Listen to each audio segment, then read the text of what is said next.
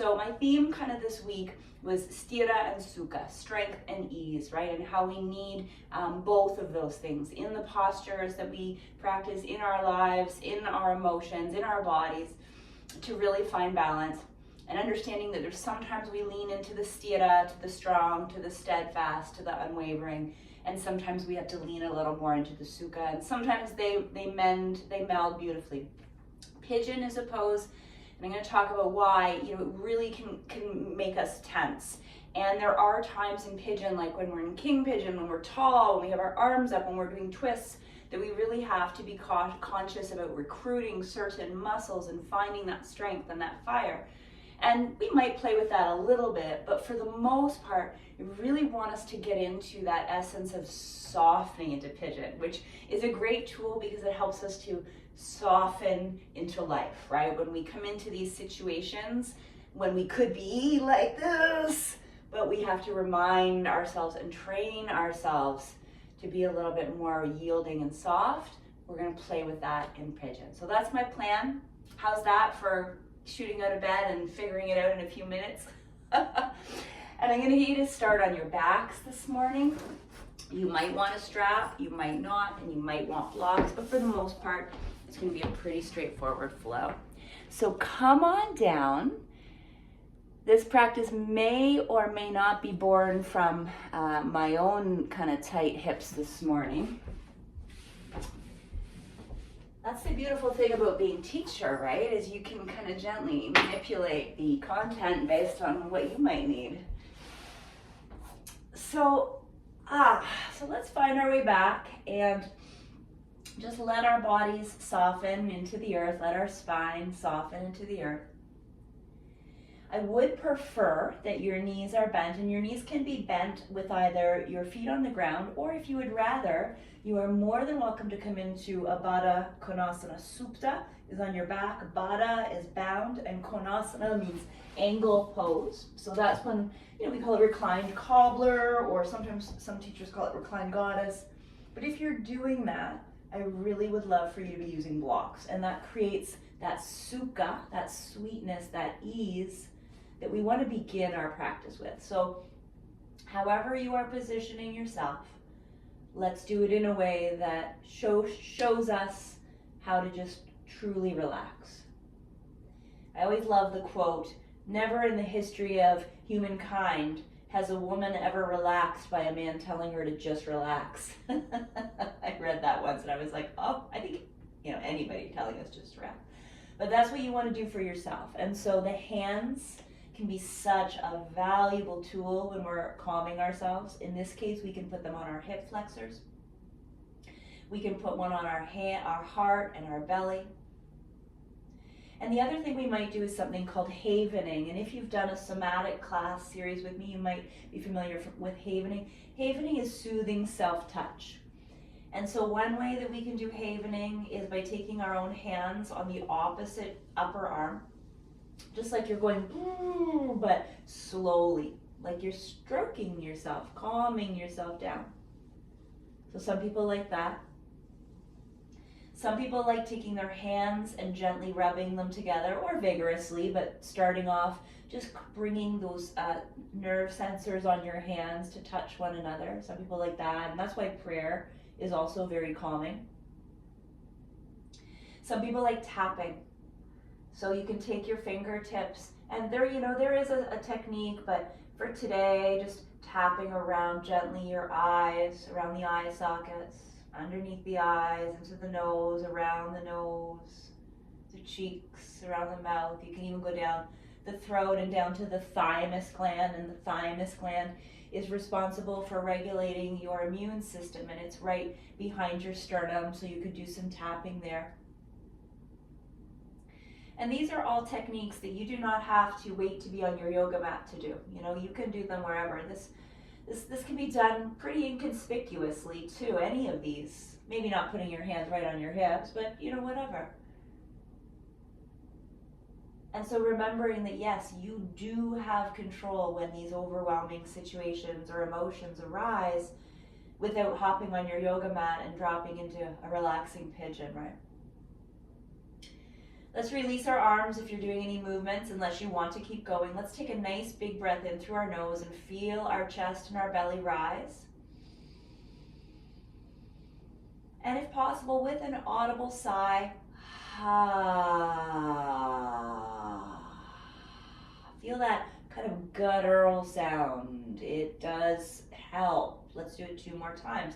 And if you're in a place where you don't want to make that guttural sound, or you're not quite comfortable with your body yet, please exhale, but release your jaw. Soften your jaw. That's almost as good. And one more time, be invited to make some noise. Speaking of 80s hair bands, let's make some noise. Let it all go. Feel that sound in your belly. Beautiful. Let's release our feet to the ground. Take your blocks away if you're using blocks. Have your feet wide, wider than your hips, and let's start with our windshield wipers here. So I've talked a lot about hips, right? Hips are, to me, it's fascinating. I remember when I really started to learn about the vagus nerve, about the hip flexors, about the nervous system. And funny enough, I'd been teaching yoga for quite some time, like years, maybe even, well, more than a decade before I really started to even investigate what the impact of our yoga. I just knew this yoga stuff really worked, right? And I knew the poses, and I knew the words, and I knew the cues. But, you know, when we learn something new, I think any of us understand this. And when I say new, I mean like 10 years in. We're not a master until we've spent lots and lots of time making mistakes and really understanding the basics. Let's take our legs up, hands to our knees. And so circle your knees around away from each other. So I've been teaching and practicing for a long time before I was able to have that space to understand with more depth, like why this yoga stuff really works. Change directions. And I still would never say I'm an expert by any means, but I understand, right? I understand our nervous system. I understand how these nerves in our body and how the connection to the brain and our stress response impact what shows up in our physical body. Lower your left foot down to the ground and cross your right ankle over your left. So you've got this figure 4. Now you might want to take a block here. You might or you might not. It doesn't really matter either way. I like to elevate my hips because it takes pressure off the hip, but you don't have to. And if you're placing the block underneath your sacrum, that's where it's going to go. We're going to make sure that that right ankle doesn't sickle and collapse. So you've got that dorsiflexion in the ankle. And I'd like you to put your right hand on your right thigh or just above your knee. Excuse me, and imagine that hip is like a door. So the door is closing part of the way and then opening as you exhale. So just like a tight pair of jeans out of the dryer, we are coaxing and gently getting that hip to open. Because if we take that door, right, and we just fly it open first thing in the morning, it's probably going to break off the hinges, or you're going to crack the wood or whatever, like assuming it was cold. I don't know if that's true, but you get my idea. So we want to feel like we're easing it, teasing it, right? Encouraging the body to realize this is safe. And although your brain might say, yeah, this is safe, I've done this a million times, your body, the musculature, the soft tissues, the tendons, the ligaments, the fascia, they protect you. They try their best to protect you. And so if you're pushing against something that is giving you resistance, you are going to create damage, especially over time. So let's open up and hold that hip open. If you're doing what I'm doing and you're on a block, feel the left foot kind of rooting into the ground to act as a really strong buttress, and soften your jaw. I'm going to tell you a really interesting story about softening our jaw and how closely that is related to being calm. That's why us yoga teachers say it all the time. One more breath in, and one more breath out. Good, and then we can release it, bring it to the right knee to the right hand, and just move it around a little bit, circle or side to side, while also holding your left hip bone. Like really firmly hold it if you can grab a hold or secure your hip in place. Okay, and then you can place that foot down onto the ground. And let's do the same with the other. So cross the left ankle above the right. Again, ensure that ankle is in your flexion, your dorsiflexion. Use your left hand, and let's gently open and close that cold door. You're lubricating your hip joint with something called synovial fluid. It's like your engine's motor oil, right? Got to get it going in the morning. The older your vehicle is, typically the longer you need to warm it in the morning in this weather. So just coaxing that hip. So I'm going to tell you little bits of this story because I think it is just so illustrative of this connection to our stress and our jaw. A few more times here. And it starts with me going for a massage yesterday. Do a few more times. Which was delightful, by the way, much needed. Okay, and hold it open. And my massage therapist is this very old Chinese lady who was a traditional Chinese medicine, TCFM doctor in China. And she hardly speaks any English. Like the only sentences I've ever heard her say is like too much pressure and same as last time. Honestly, never. She was trying to get some questions out of me when she saw my scar, but she couldn't even articulate it that well. So we just, no English. That's part of my story here. Very little English, no conversation. We never talk, which I love. Bring that knee up and again, circle it around. So yesterday I was on my way for my massage and I had a really good cry. Like, you know, one of those cries that like, it feels like actual pain coming out of your body, you know, like the ugly cry where you kind of sound like a dying cow, like you just, like that guttural, visceral cry. They haven't happened a lot, but for whatever reason it happened yesterday. And it was needed, right? You can feel stuff coming out of your body. And while I was driving, okay, we're gonna take both of the feet up this time. I could feel like my jaw, like it was almost like aching as I was crying, like aching, but it felt good. Like it was weird. It was just like stuff coming out that needed to come out. And it was so sore all of a sudden, changed direction. And then I pulled myself together. I got to the parking lot, I was like, okay, whew, that felt good. Like I kind of needed that. Feet onto the ground. We're gonna start with our bridging, but really focus on engaging your glutes, squeeze them, feel the contraction, hold, and then focus on how good it feels to find the ease as you slowly lower down. And I want you to come into full decontract, okay? Another thing you can do here, if you want, is you could do this on your blocks. This is just, it just works the glutes a little bit more. So you can have your feet on the blocks, lifting your hips up, holding so you feel the contraction, the squeeze, the discomfort, the stira. Although stira doesn't always mean discomfort. And lower down to feel the sukha, the softness. And I want you to rest for a moment. That's that nervous system reminder. Okay, this is what rest feels like. I don't need to jump right back on the bus as soon as I get off. So try that a few times. If you had a third block or a Pilates ball, you can even put that between your knees and just get a hold. I want you to do this about 4 or 5 times. This is proprioceptive neuromuscular facilitated stretching, PNF, where we contract and then we release. And if you start to feel crampy, you can bring your feet up and give it a hug. So I'll finish this story. It's kind of a long one. So I get in, and every time we start our massage, she does something different. She does a little assessment with her hands. She is so intuitive. Like she gives the best massages. They're insane. She can sometimes, be aggressive, but she just knows your body. So I lay down, and she does her hands all over my back. And what is the first thing she does? She starts to work on my jaw. I couldn't believe it. Around my ears, underneath my jaw, my neck. She has never done that before. And then when you're done your last one, release. And so I thought, isn't that wild? Okay, you're just gonna roll yourself over to one side. Isn't that wild that she knew instinctively? And I just thought how fascinating that I just had this massive moment of stress, probably about 5 moments of stress, 5 minutes of stress, real stress in my body. And in my body, she could tell that that's where it was. I don't know, maybe you're not as blown away as that, but it was like, oh, right, it really is connected to the jaw. The vagus nerve really does feel it, and someone who's intuitive in body work can actually read that. It was unbelievable.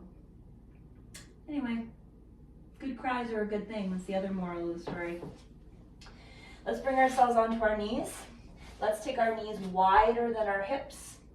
Let's tuck our toes and let's start to circle those hips around. I'm going to do some good hip work. Take it into both directions. Let's just get all the movement any way that we can.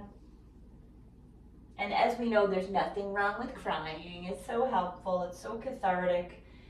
You don't have to say, oh, no, no, stop crying. No, yes, yes, yes, keep crying. Keep crying. And let's start to go into a bear pose. So a bear is like a down dog, but our knees are bent and our bum is back. So sometimes going wider with your feet. So your chest is still lifted a little bit. Your back is still strong, but you're almost like lifting into a dog and then squatting into a bear. And if that doesn't feel good, you could go down to a child, to all fours. I just want hip movement here, really rich, big hip movement. So if you're not up for your dog to bear, then do kind of this like all fours to a high child, to a puppy, all in the hips, okay? Let's try a couple more. Maybe you're exhaling as you go back, softening your jaw, inhaling as you're coming forward. You're really prepping those hips. Okay, give your wrists a little break. So tuck your hands, untuck your toes. Walk your hands over to the right side of your mat. Take this long moon child pose. And still, if there is movement, if there's rocking, that would be fantastic there too.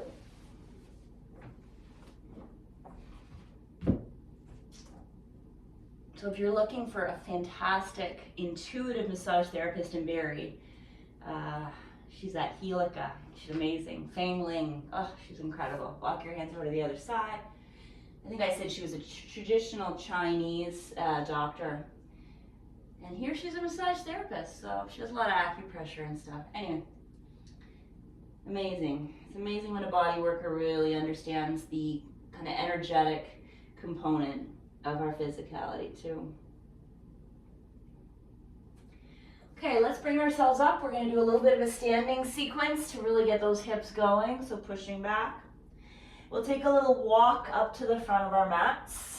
Okay, let yourself hang. Let yourself really hang. Maybe grab a hold of the opposite elbow in each hand, keeping our knees richly bent. That's going to remind that low back what it feels like to stay easeful, which is going to be important. Okay, then when you're ready, you can push through those feet and let yourself roll up. And if it's still too tight, walk your hands up your legs. There's nothing wrong with that. Readjust your pants if you need to. Take a nice big breath at the top. And we're going to do some Qigong breath for release as well. So exhale, let your fingers brush the ground, sweep your arms behind you, bend your knees, inhale, rise. We'll go slow the first few times. Exhale, And if your body is saying, ooh, my low back's feeling this morning, then stay going slow and bend your knees a lot before you rise up. Okay, I'm kind of protecting my back a bit this morning. But if you want to start moving a little more quickly,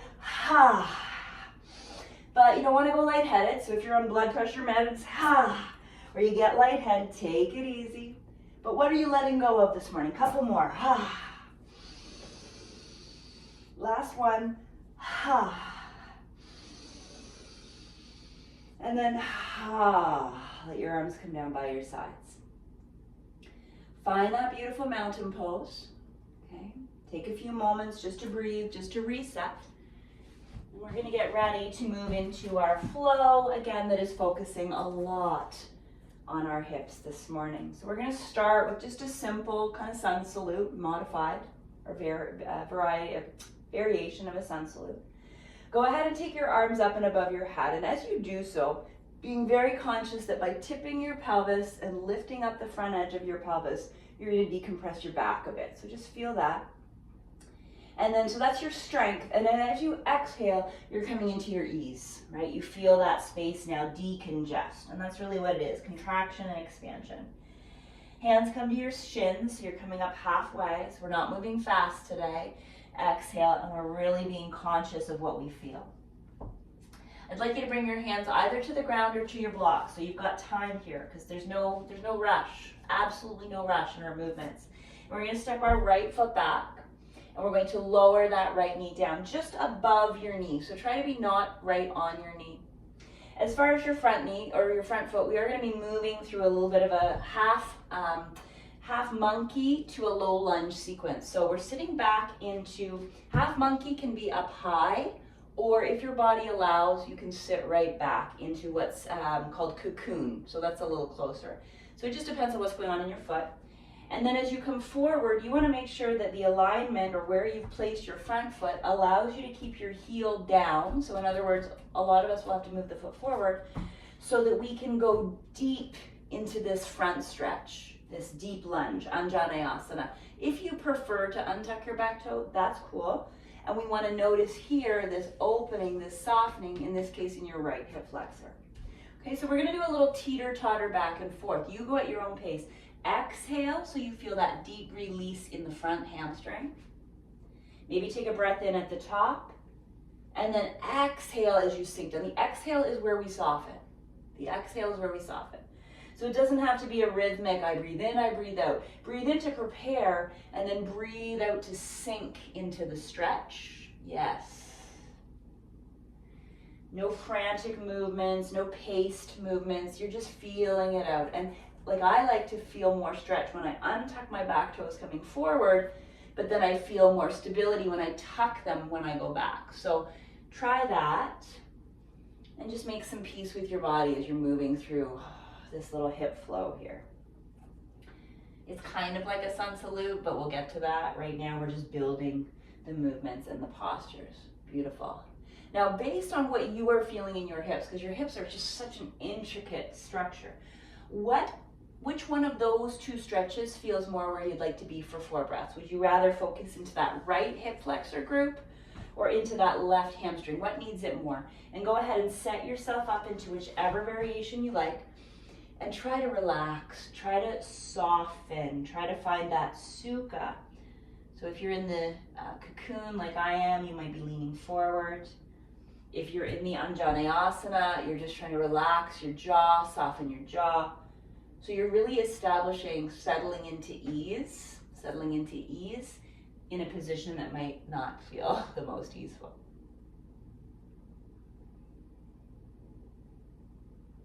Okay, once we've done that, we're going to take our time because we lean in, no rush today. We're going to find our way back to either our down dog or our child.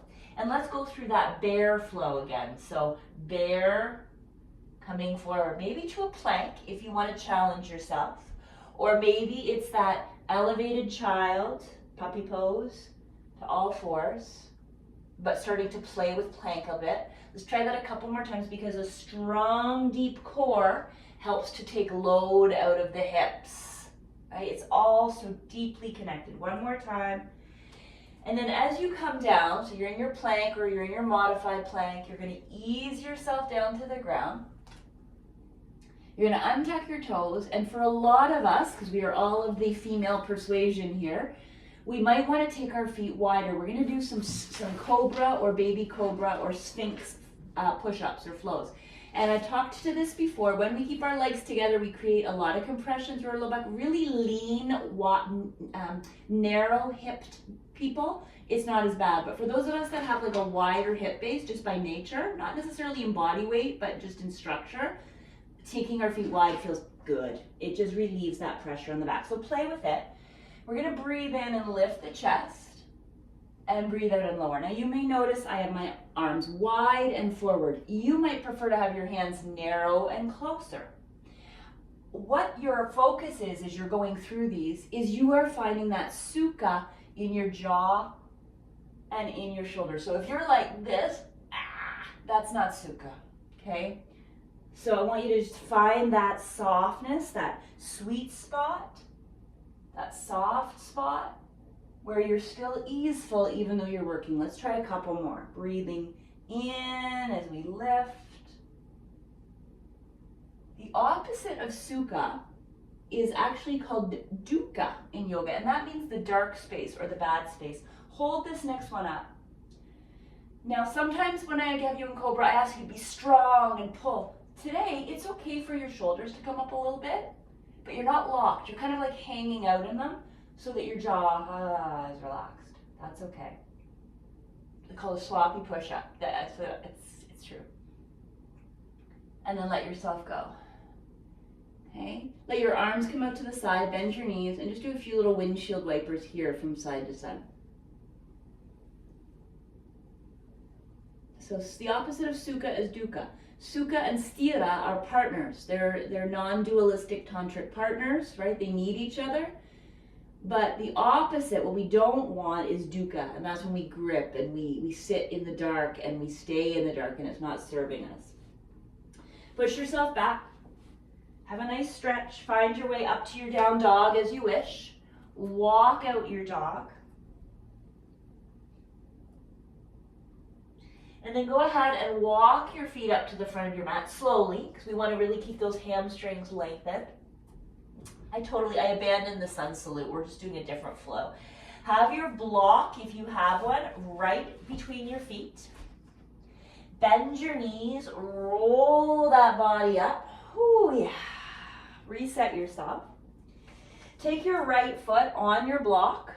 I'm going to show you this from the front. So right foot on your block, if you have one, and if you don't, just leave it on the floor.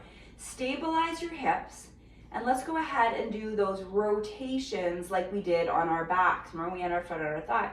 While you're doing that, lifting up through your chest, maybe keeping your hands on your hips for stability, or maybe starting to take your hands away.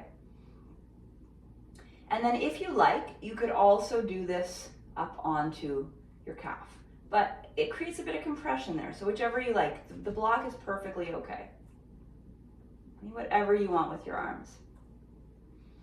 And then you have your first option to come to some balance here. So you could either leave your tiptoes there and just really notice how when you engage in the back, it opens the front. You could be doing your regular tree pose, or if you want, you could take that right ankle. I don't know if I want, but I'm going to try to model it. You can take that right ankle, that right foot, bring it across your thigh for what's called Padmasana, lotus pose. But we just got to tip the pelvis forward a bit, tuck the tailbone under rather.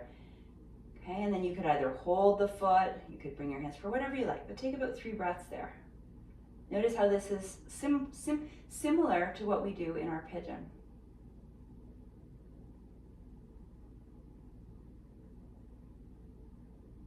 Very nice. See if you can hold it for 2 more breaths, just finding that stillness. And then release. Bring your feet down to the ground and take a moment and be in your mountain, your Tadasana. Okay, root down, stand yourself up with strength. Take a big breath in, bring your arms up and back. Notice the tipping of your pelvis, the softening of your jaw. Exhale as you fold or bow your body forward. Bring your hands to your shins, come up to your halfway. Exhale as you forward fold. Blocks, if you used them, step your left foot back this time. Slowly lower that knee down just above your kneecap. And I'll use the same set of cues. So maybe you're leaving your toes tucked, maybe you're not, maybe you'll be going back and forth. As far as positioning, take your first few rounds of sitting back into that taller Ardha Hanumanasana, which is your half monkey, or coming forward. Sorry, and then coming forward to your Anjaneyasana. My mind wandered there. Again, you could untuck your toes and then tuck them. And you're really getting, gently aware of these 2 very challenging positions for a lot of us. Like, these are tight hot spots in our body. And, you don't want to, like when you're vacuuming, you don't quickly run over the dirty places, right? You spend a little bit more time there. And so that's how I want you to use that approach here, is the same idea. So folding forward to release into the cocoon or the half monkey, and then gently lifting the heart but softening the jaw when we come forward. And this is how we train the hips and the nervous system to work together so that when stuff gets kind of hot in the kitchen, we don't respond by freaking out. We're that calm. Oh, isn't that interesting? Our stove is on fire. Let's go find the fire extinguisher. It seems like my life lately. Oh, my life is on fire. Oh, all right. How are we going to deal with this situation? I didn't always stay in Sukha. A lot though. Okay, let's find our way into the variation of the pose that we find the dukkha, that we find that, ooh, baby. And it might be different than the other side. That's okay. Okay, settle into it. Find your softness for about 4 breaths. Soften your jaw. Really feel what that means. And maybe your homework today is to notice when your jaw tightens, you are creating more stress for yourself. Fang Ling's not always there to massage it out of us.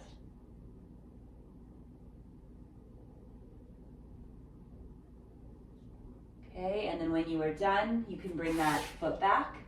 Again, to either take your flow from your high child or your puppy to your modified plank, or you can go to your bear, which is that deep knee bend, and then coming forward into your strong plank.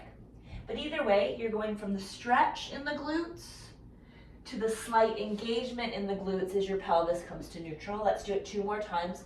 You're practicing that softness of airflow, remembering that your breath out is that release of waste.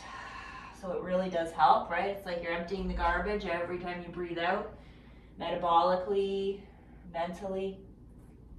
From your last down dog or bear, begin to walk your feet and slow. Like the slower the better. The more footsteps that we take, the more elongation through those hamstring muscles, through the glutes, through the erector spinae muscles as you walk your body up. And then from a beautiful bend in the knee, exhale. If you want to do a couple of Qigong breaths here because they feel so good, take a breath in, Qigong or Qigong, however you pronounce. Ha. Ha. You might find they're less vigorous as you go through. It's like you've kind of cleaned the surface. And then take a moment and find your mountain. I'm going to turn to face you for that kind of kickstand sequence. So if you're using a block, you're placing it between your feet. This time, once you've stabilized, it's your left foot that's coming up, left foot.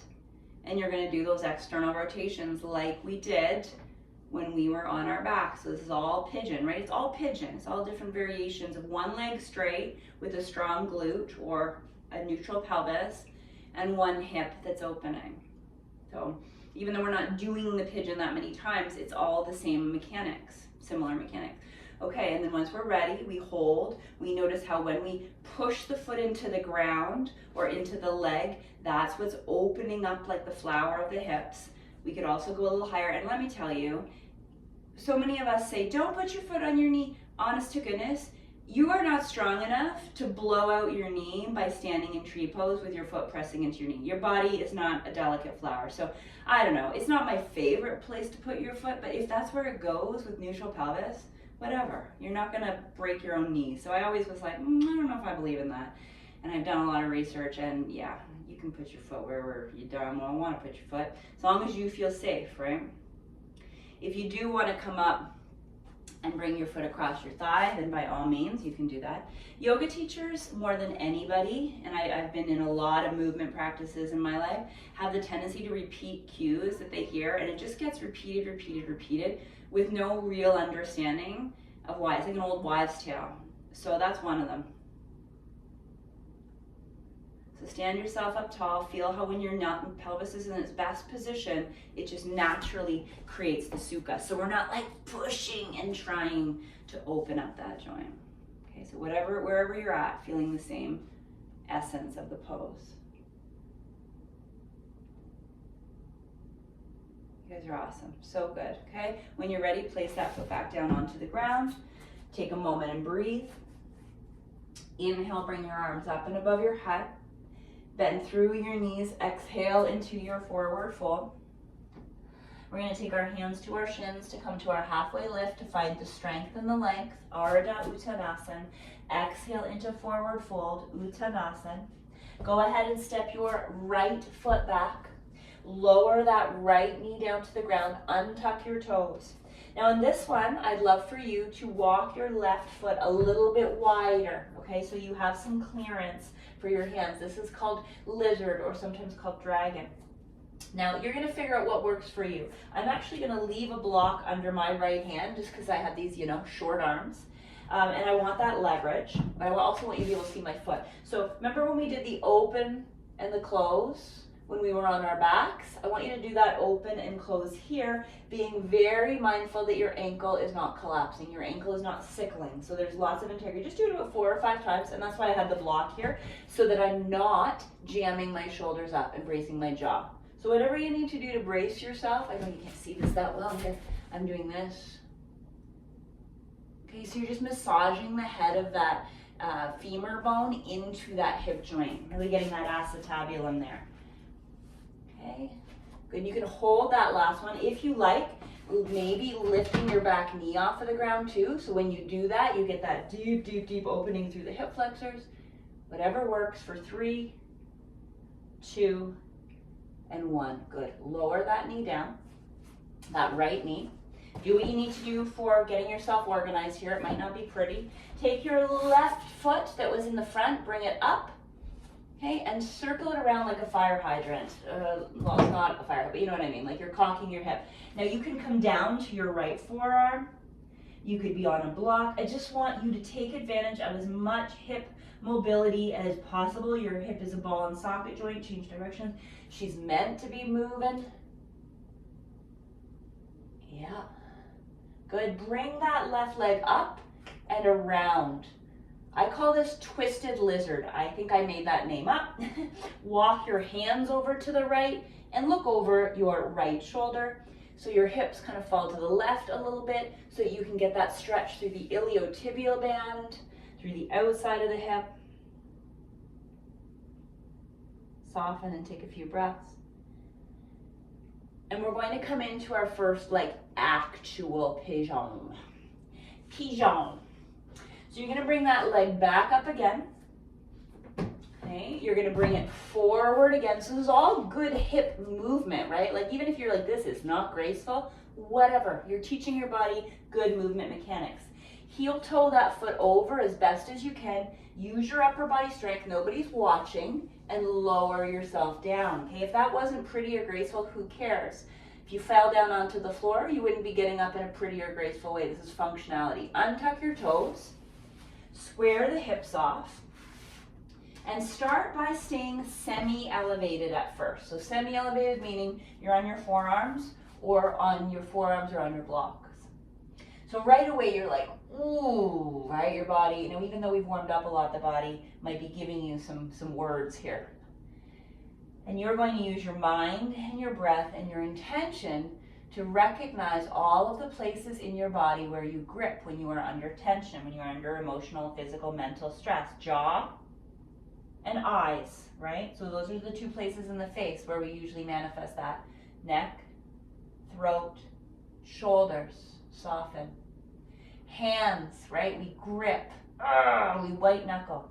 I like turning my palms up as a reminder, as an offering.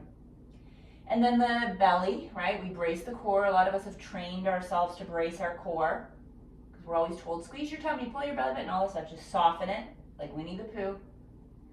And then soften into your glutes. And once you soften your glutes, it's pretty much a trickle effect down where the whole body says, oh, yeah, this is ease. Okay. Remember how we did, and this is an option, remember how we did that push-up flow? I'd encourage you to give this a try. And you can use your blocks, same thing, you can take your hands wider if you like. Breathing in as you lift up, focus on the pelvis tucking under, soft jaw, breathing out as you flow down. Maybe about 4 times. Move with the fluidity in the spine. And move with your breath and make some noise if you want to make some noise. Noise is a good thing when it's coming out of your own body and it's helping to calm your nervous system. Get that whole cerebral spine going, that whole spine up into the neck.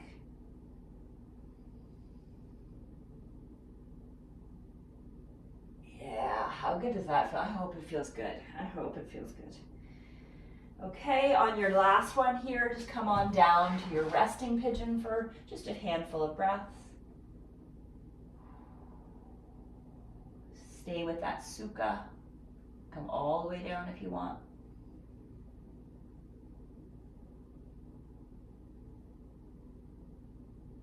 And then we're going to finish this side by bringing our right leg, so that's the one hopefully that's in the back, up and around. You can be in whatever direction you like. Try to get your right sits bones down onto the floor. Take a little wiggle so that you are facing that extended leg, that right leg. Your toes are up, your ankle is in dorsiflex. Bring your arms up into the air with the breath in. And then as you exhale, fold yourself forward. And this is where your strap that I asked you to maybe have could come in handy, because you could grab a hold of it and just help yourself come forward. And today you could be tall and have lots of integrity as you come forward, or it can be more of a soft fold. Okay, what's your body going to appreciate more here?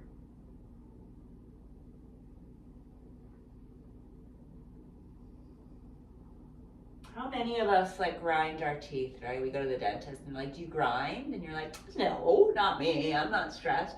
Your dentist knows. Your dentist knows what your nervous system is doing.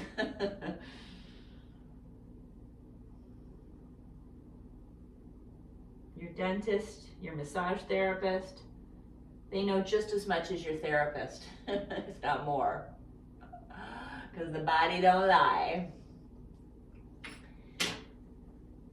Okay, as we release that, okay, depending on what position you're in, you're very likely going to push yourself up and back into either dog or child or puppy, and maybe just kind of like walk it out.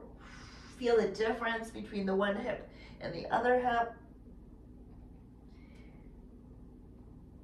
And then take a walk up to the front of your mat. Are things loosening up yet?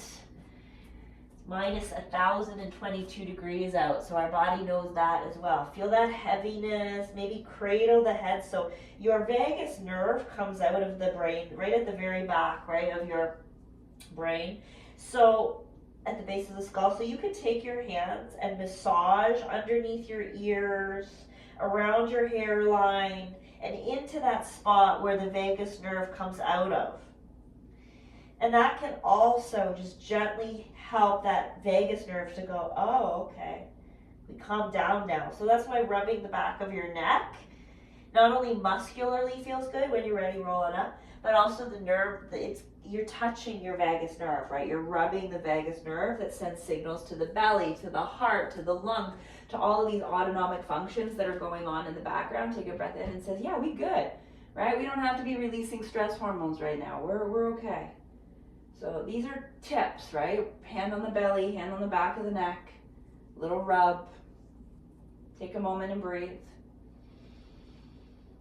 I think one of these days we'll do a whole vagus nerve pop-up class where I'll just talk to you about it, and we'll do different vagus regulation exercises. Breathe your arms up and above your head. We're just gonna have to not stop, that's all. We're just gonna have to be online together forever. Allow yourself to fold. Step your left foot back this time, okay? Lower the knee down just above the knee. Maybe untuck the toe, heel toe that right foot wider. Support yourself as required, and let's do those nice openings here. I say nice, you might not be thinking they're very nice. Protect the ankle and pay attention to your reactive state. So we want to respond rather than reacting. Respond by softening, ha. So it might sound funny, but every time you do this, you might go, ha. And that's training your body and brain to, ha, to let go. The rest of your family might be, what is going on in there? Ha. But yes, yes, yes. I'm not just being a weirdo. Ha. It really is science. One more time, and maybe holding.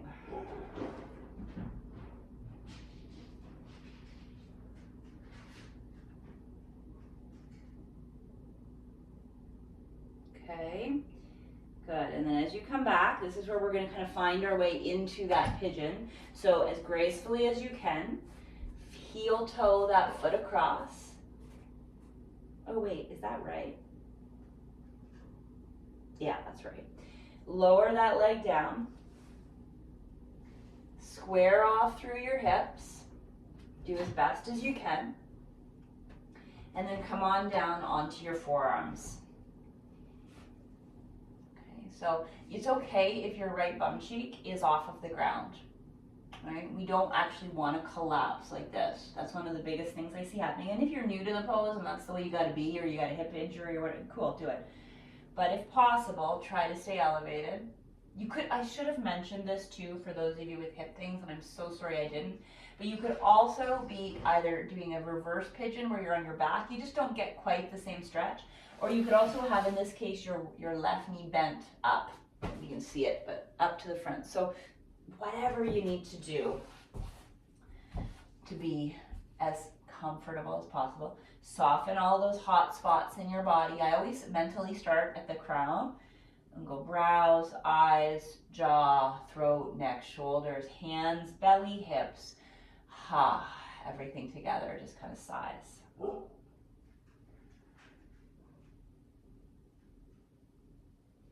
If you'd like to do that up and down, right? You could do that on your blocks. You could take your hands wider as you wish, as you desire.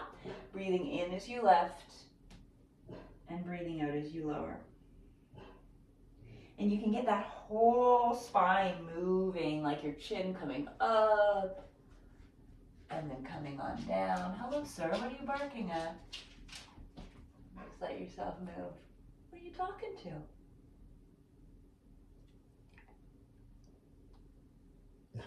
Yeah. Oh, do you see squirrels? Yeah. And then maybe you want to hold it up. Again, just continuing to embody that release and that sukha. Maybe you want to hold it down. Hey, that's enough, thank you. I'll let you out in a minute. He's not a barker, so there must be something exciting. He even barks quietly. Oof, oof. Bring that leg around, that left leg around. Okay, kind of scooch yourself so that I'm just moving so that I'm in a better position, but you're scooching your body so that you're facing that extended leg. You're taking that breath in that reminds you to sit up tall, and then the breath out that reminds you to come forward. And if you're like, ooh, that's a long way away, you can either just let yourself fold over the leg, maybe even have a block underneath your knee, or use your strap to bring yourself forward.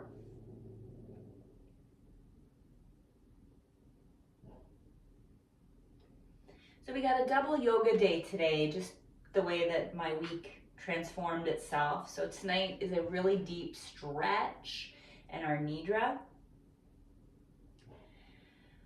So if you need even more, if you're realizing you're still like, I could use a little more today, then that's what we'll be working tonight. Not working, unworking, unwinding is more stretch and then a nice nidra.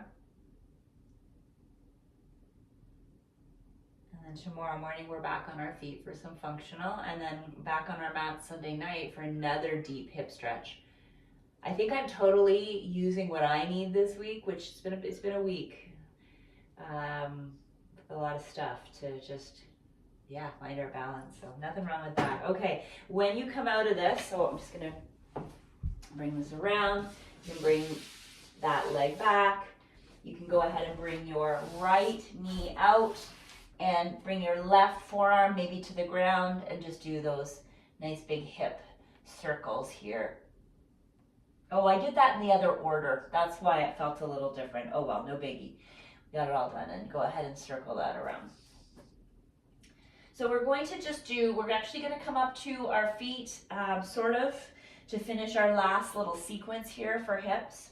So what we're going to do is bring ourselves up to down now. Now you're going to step one foot through. I don't care which one it is because we're going long ways on our mat. So whatever's easier for you to see your device. So for example, I'm going to step my left foot, but it really doesn't matter because we're going to end up in a position like this. Okay, so like a wide angle forward fold, but like maybe a little bit more of a squat. We're going to turn our toes out. Blocks are a godsend for something like this if you can't get quite down or you don't want to get down. And let's go ahead and move laterally, so side to side. If you prefer, you can be up here. If you are able and willing, you can get down nice and low and start to move into your skandasana, where we're lifting our toes. My body's not in the most cooperative state today, so I'm going to stay up and keep my feet down. But if you're feeling open and really spacious there, fantastic. And we're gonna finish with a standing balance.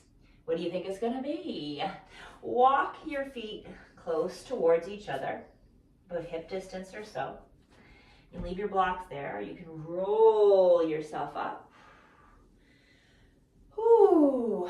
Now let's go ahead and start with our right foot. I'm gonna use my real right. Could have that block there for that little prop kickstand. Foot comes in the center. Now here's what happens in standing pigeon. Well, a lot of things. This is the big thing. We compensate by pushing our hips away. So this is why we're going to start really linear, really committed. We're going to bring our right hand to our right knee, and let's start by doing our best to open and close.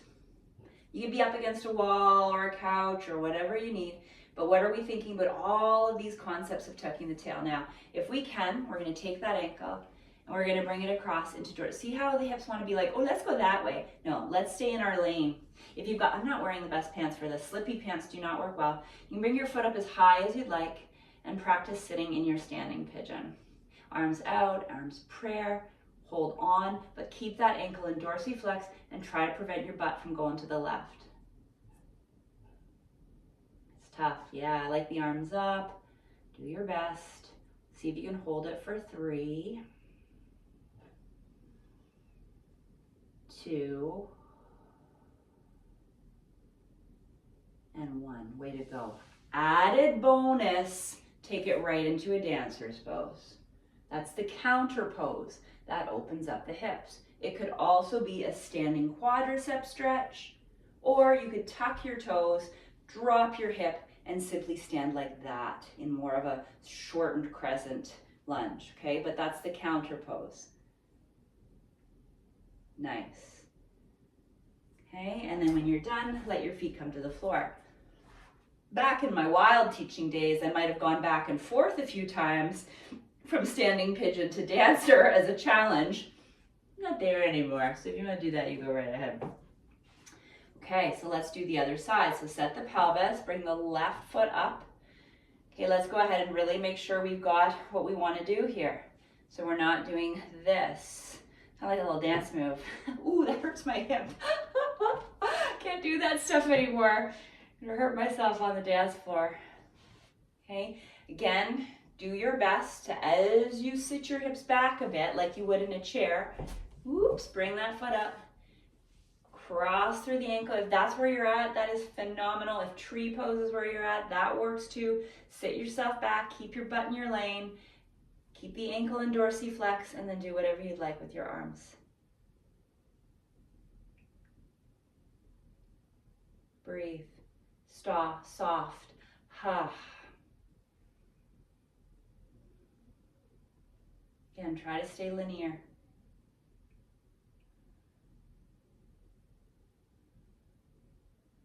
This is like hip love. Okay, you can stay a little longer. If you want to transition into a dancer, Natarajasana, and that's your thing, you could give it a try. This is almost like more of like just a little bonus. Or, like I said, it could be all over. It could be a standing hammy stretch or glutes, quad stretch. My goodness. Coffee, or it could be toes down.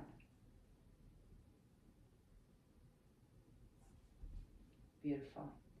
Okay, when you're done, let's come on down and either come into your malasana, and you've got those blocks there, so you're seated garland pose, or bum on the ground, feet together, knees open into your seated konasana. Fabulous work. That was a challenging flow despite its slowness, at least from my end. It's so interesting. It has been a very emotionally taxing couple of weeks, well, 6 months, let's be honest. But, and my body, like, it's like, yeah, you can just, when you're so in tune, you can see how it shows up. And we just brush it off with other things usually, right? I worked too hard, I slept wrong, I this, I that. No, you're fighting to find peace. And that's exhausting, to fight to find peace, isn't it? Okay, so when we're done, we're just gonna take a moment, unless you're in a great big rush. We'd really like to finish on our backs with a happy bebe, Ananda Balasana, so holding our knees. Yeah, and then take, basically, you're doing the squat, but in a different position, right? So now it's like the earth holds the back, the earth holds the spine, and so the brain says, oh, okay, we can do this and relax a little bit more. And if that's not available, you got your strap along your feet, bending your knees, and maybe rocking a little bit. Rockabye baby. Rockabye happy baby.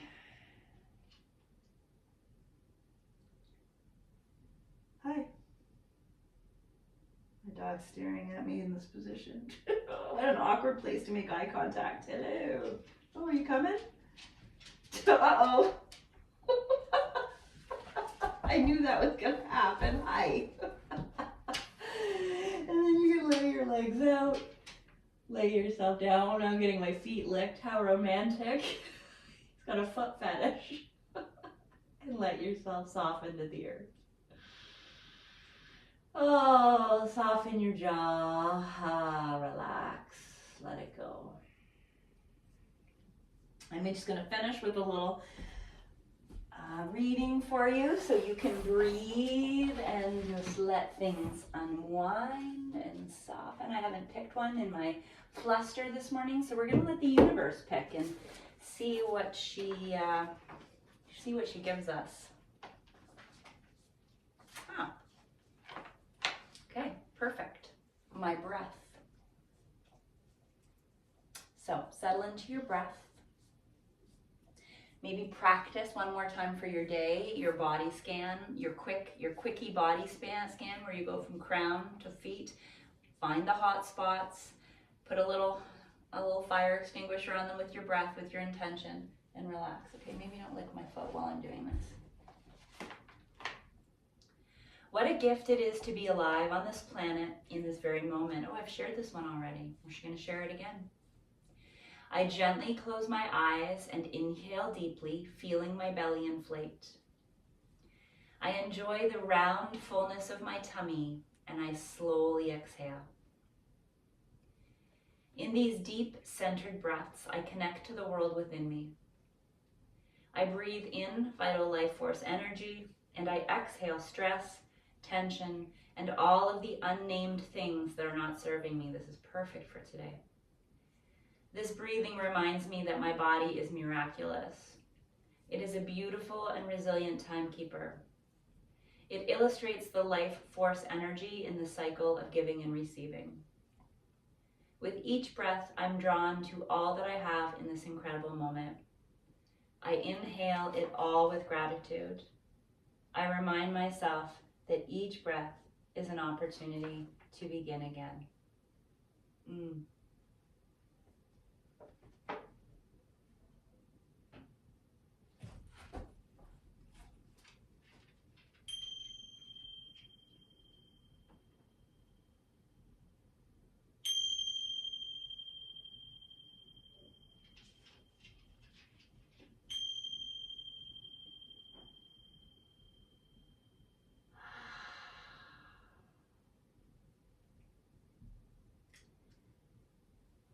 So thank you all for giving yourself some self-care, for showing up in this community.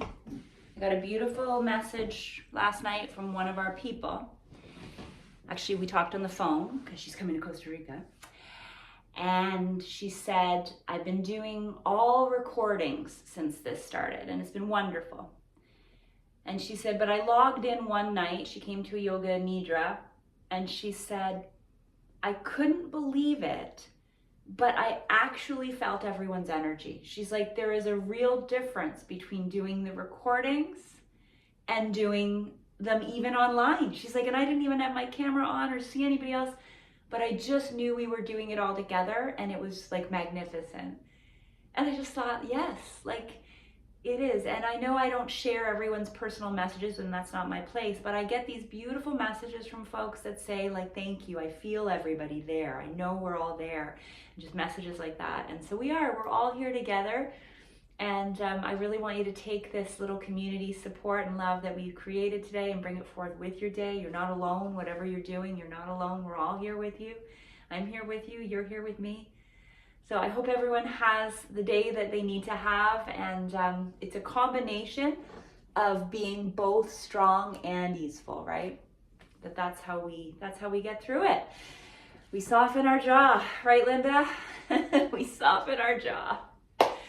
Wonderful job, everyone. I love you all. So I hope you have a great day. Stay warm.